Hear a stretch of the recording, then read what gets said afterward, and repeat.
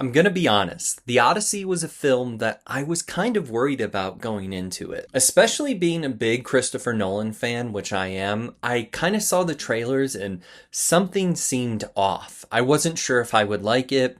I wasn't really excited going into it. So this is my review. It's an honest, non-biased review. Just someone who's a fan of movies, a fan of Christopher Nolan, and what I thought about the movie. Let me be clear, I love Christopher Nolan movies, and I did like this movie, a little spoiler for the future review. So this isn't going to be bashing the movie by any means. In fact, I had a very positive time with it, but I want to get into and break down a lot of these things. Now, I love Christopher Nolan. I love The Dark Knight. It's one of the best movies ever made. It's the best Batman movie, the best comic book movie ever made. So I absolutely love Christopher Nolan, but going into this movie, something just felt off. It was the trailers that kind of felt boring. Obviously, there was the controversy with the casting. I wasn't too worried about that. I hope it wouldn't be a distraction, and spoiler alert, it wasn't. But I'm going to get into this, and I'm going to break this down with the things that I liked about the movie. I want to talk about the IMAX and the 70 millimeter. I want to talk about the controversies, and I want to talk about the stuff I didn't like, and I'll finally close it out with my final review. Feel free to skip ahead in the chapters for one particular section, but let me start off just by saying that this movie is really good. I had a great time, it was fun, and while the trailers didn't get me excited, I was going into it not really excited to see the movie. I realized it's just one of those times where the trailer just doesn't do the movie justice. This movie's really good. I walked away from the film satisfied and happy, so let me get into the good aspects of this movie. First of all, let's start off with the visuals. I'm not going to talk about the 70 millimeter or the IMAX quite yet, leave that for a later section, but I just want to talk about the visual quality of this movie, and this is something that Christopher Nolan usually succeeds really well in. I love that he shoots his movies on film cameras instead of digital cameras. Now, the quality of cameras today is probably not an interesting subject for most people. For me, as a film nerd, it is.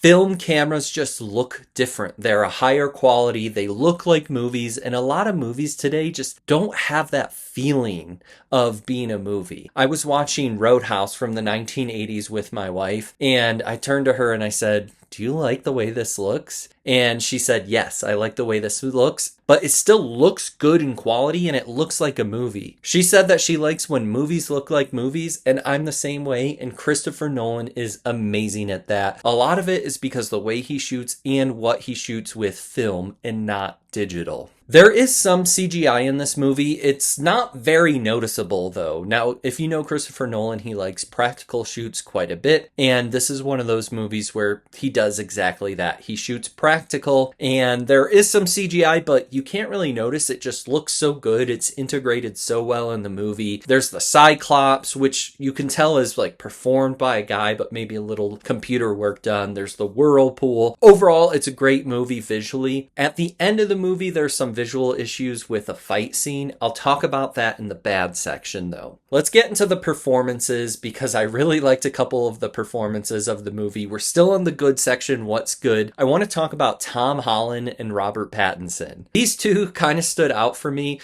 Now, starting with Tom Holland, it's weird because when the movie first starts, it's just like American Peter Parker Tom Holland, and obviously, this is a Greek myth. He's normally a British actor, so it was kind of odd to see him as this American Peter Parker type. But once you get used to it, you realize he's having a good time in this role. Now, Robert Pattinson plays one of the suitors of Penelope in the movie, and he's essentially like the main at-home villain with Tom Holland and Penelope played by Anne Hathaway.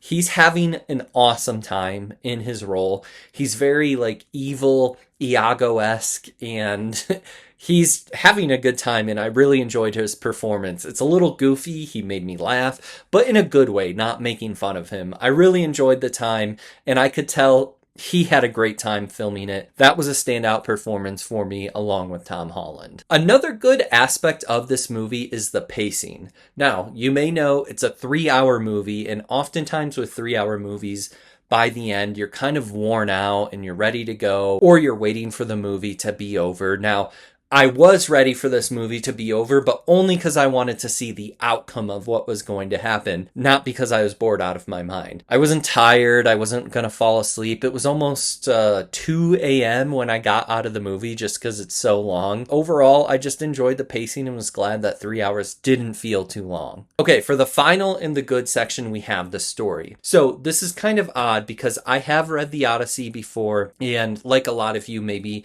have studied it a little bit in high school. So if you've read the Odyssey before, maybe you know that this movie was a little controversial with the translation and what translation that Christopher Nolan used.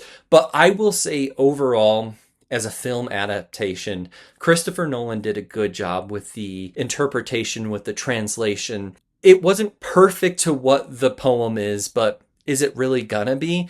No. But overall, he did an awesome job. I enjoyed the Cyclops, the Sirens, the Whirlpool. I enjoyed the story with the suitors. I didn't like what he did at the very, very end of the movie. It was kind of his way of modernizing an old, ancient, violent story.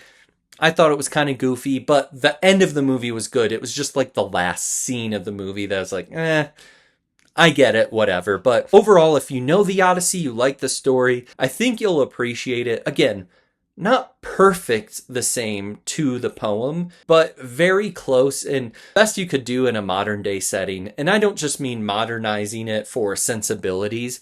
He did do that a little bit. Christopher Nolan kind of made it a little more sensitive to modern culture, but not too much, right? There's still a lot of violence. There's still some misogyny. There's still a lot of swearing, so it's still a brutal story, but he did clean it out a little bit, flesh out the story just to make it easily digestible for us audiences. Overall, I really appreciated the interpretation of the story, and I think that most people will. I know there are some controversies on it, but if you just set it aside and appreciate it for what it was. Okay, now let me talk about the controversies of the film really quickly. The main controversies were the casting, especially with Elliot Page and Lupita Nyong'o. Now, personally, I did make a short on this, and it was one of the best videos of our channel. And my thoughts were, I hope it wasn't distracting to the movie. These two characters probably have a total of maybe 5, 6, 7 minutes of screen time. And first of all, Paige does not play Achilles. They didn't change that in the end, like some people thought after the controversy. Christopher Nolan changed it in post. Impossible, because that character is a main background character. Now, Paige isn't really in the movie much, just a couple minutes of screen time, so it's not too distracting, maybe a little bit at the beginning, but it's not something that you're going to be thinking about unless you just go into this movie wanting to hate it because of this regardless, in which case, why are you even watching this movie? Lupita Nyong'o does play Helen of Troy, and yes, she's clearly not a Greek queen, whatever. She's actually pretty good in the role. Does she look like she is in the right person of this role? No, but here's the thing. All of these actors are American or British.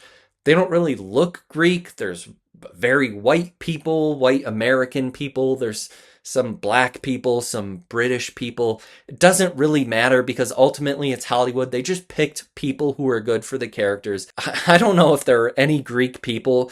Maybe, I don't know, maybe a couple characters that have that Mediterranean olive skin, but you just have to get past it and say like, hey, these characters, they're not Greek, they're not Mediterranean, they don't really look like it. They're all different colors of people, and whatever, it's Hollywood. What are you going to do about it? Okay, before I talk about the bad, let me talk about the IMAX experience. I saw this in IMAX 70mm, which is the way Christopher Nolan shot the movie, and it was ultimately intended to be seen. Now, there's only 24, 25 theaters in the United States that actually show this in 70mm. I live in Colorado Springs, so I was lucky enough to actually see it in 70mm. I was gonna go see it opening night at 2 in the morning. It didn't work out, and then I was gonna go see it the Monday after at 1 in the morning. And anyways, in the end, I ended up seeing it at like 11 o'clock at night and got out at 2 in the morning. This movie looks amazing. On IMAX, you see from the top to the very bottom,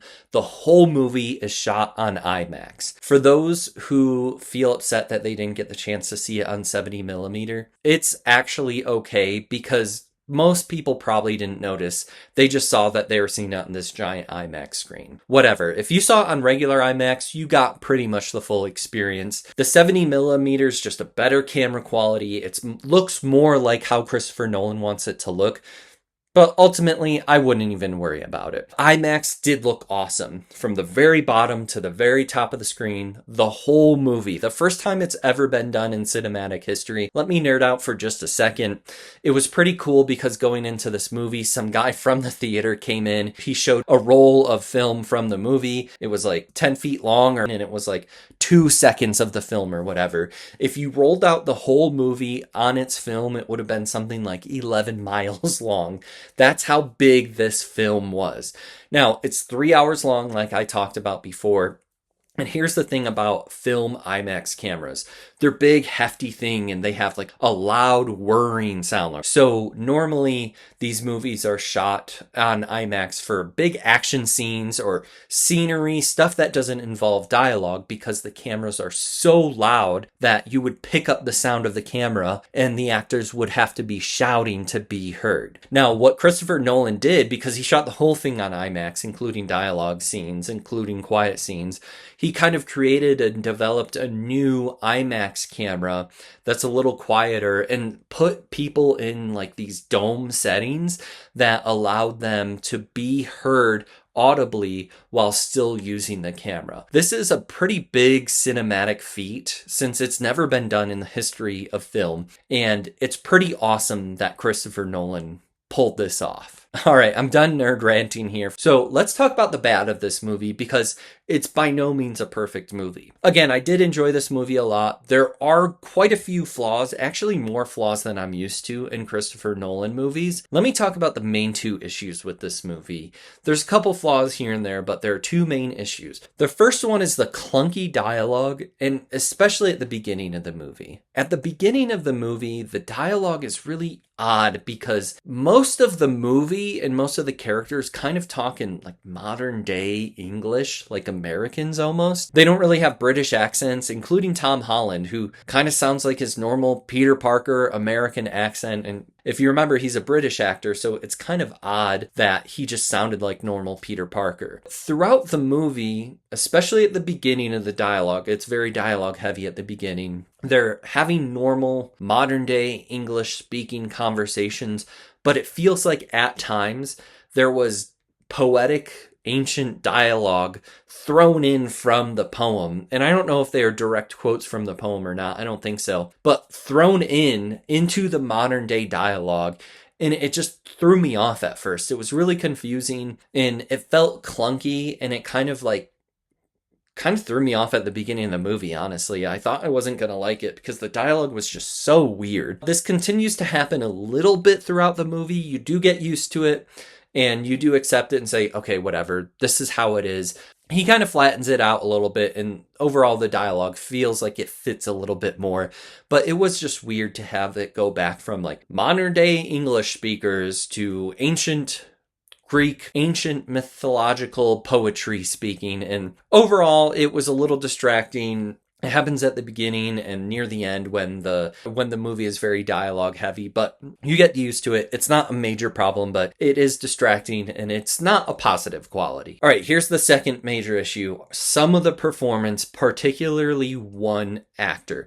Let me start with Jon Bernthal. It's not a major issue because he's not a major part of the movie. Is Jon Bernthal ever going to play a different character again, or is he just going to be himself? Because he just acts like Shane from The Walking Dead in everything he's in now. And even as like a Greek king, he's still acting the same way, and it just felt weird. Anyways, that's not a major issue. My major issue is Anne Hathaway in her performance in the movie. I feel like we need some sort of health check on Anne Hathaway. I swear she was going to have an aneurysm. Her drama meter was dialed up to 11, and the whole movie she's just like overacting and shaking, and her lips, ooh, she gets really close to the camera. It does this a lot. It's really weird, and I hated her performance. And she's a lot at the beginning of the movie, and this, like, the beginning of this movie didn't start off well for me because of the dialogue.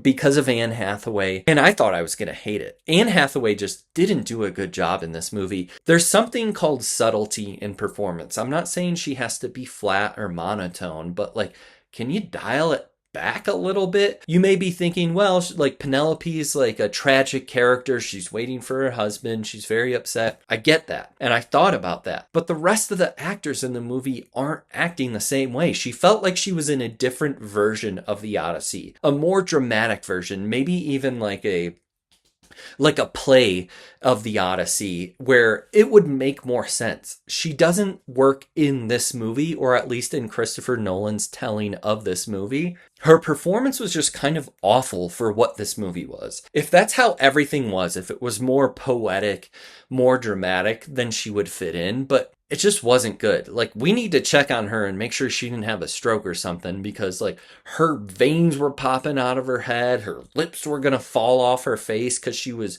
just acting so hard. Like, calm down a little bit. I don't even necessarily blame her. Like, Christopher Nolan picked one character to kind of overact the whole movie.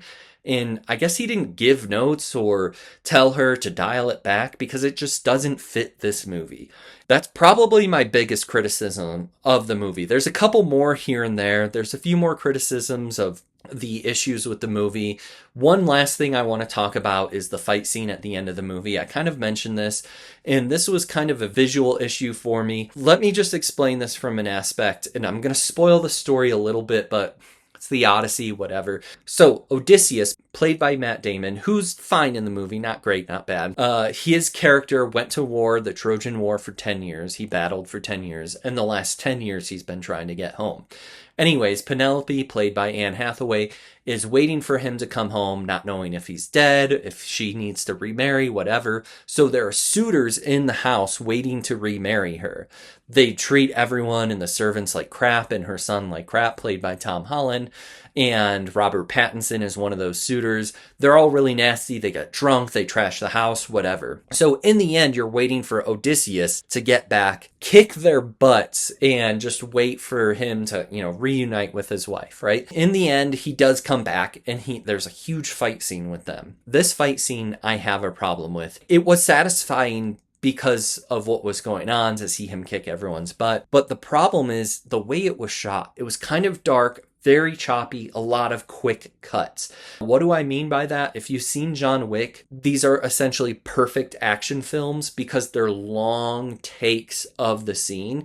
So you get to see a lot of fighting and action and punching and shooting before it cuts to a different camera angle from a different position. Usually there's a couple reasons why you cut a lot and really quickly. One is maybe you have a stunt actor who you're trying to hide the face from. I didn't see a lot of Matt Damon's face, so I have a feeling that was a big thing. Two, you're just not good at choreography for fighting, which I also think that Christopher Nolan could use some work here. And three is maybe you're hiding mistakes from the scenes. I don't think that was an issue. I really think it had to do with stunt and choreography, which Christopher Nolan could use some work on. The scene was a little dark. It was a little hard to follow.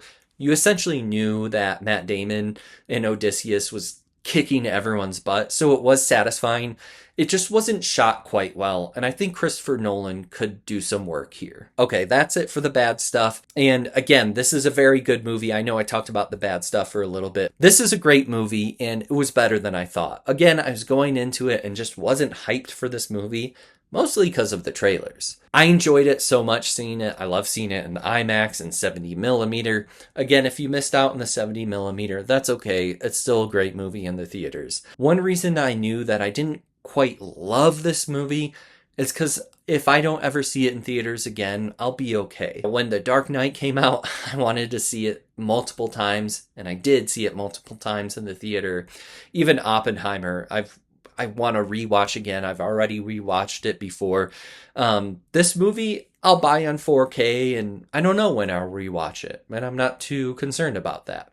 And I think that just means like, okay, I had a good time. I just don't care that much. I'm going to give this movie a 4 out of 5 Fs. I was thinking about a 4.5 We'll see where it goes from now. I think the rewatchability is something that's dragging it down a lot. The movie would have been better if there weren't so many distracting flaws. Overall, again, great movie. Probably a top 5 of the year so far, in a year that has a lot of good movies. I would like to see something different from Christopher Nolan next time. It seems like everything has to be bigger and better and more cinematic. And I do love that about Christopher Nolan. He's saving theaters, he's saving movies. Physical film is something amazing with him. I'd love to see what he can do with an original story like Inception or Interstellar again, and not just adapt other stories or historical events like Dunkirk, Oppenheimer, the Odyssey. I'd like to see what he can do with some original stuff again and still have a big cinematic event. That's all I have for today. Overall, great movie, 4 out of 5 Fs. I really enjoyed it. If you're watching still, thank you so much. Please follow for more reviews. We do movie, we do gaming, we have shorts every day. Thanks so much for watching FF Media. My name's Bradley.